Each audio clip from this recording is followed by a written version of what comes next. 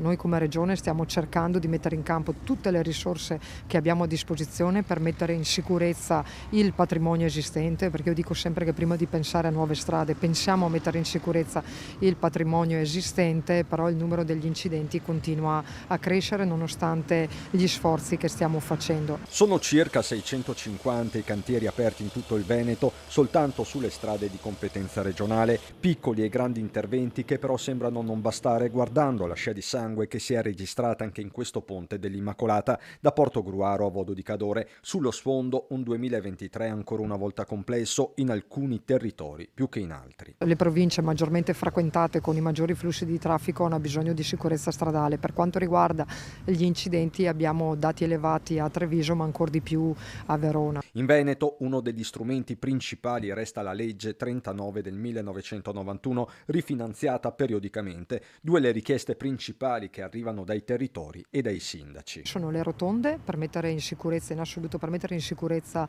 gli incroci, perché effettivamente soprattutto nelle strade più trafficate gli incroci a T o comunque a croce sono pericolosissimi, spesso e volentieri anche dovuto all'alta velocità che viene tenuta, e dall'altra le piste ciclopedonali per mettere in sicurezza lungo le arterie a maggior flusso di traffico i pedoni e i ciclisti. Infrastrutture certo, ma poi il tema è quello dei comportamenti e quindi dell'educazione stradale. Abbiamo fatto anche a livello di regione un accordo con tutte le autostrade per cercare di aumentare gli incontri, le giornate, le ore dedicate alla sicurezza stradale nelle scuole per sensibilizzare i giovani, ma non solo i giovani.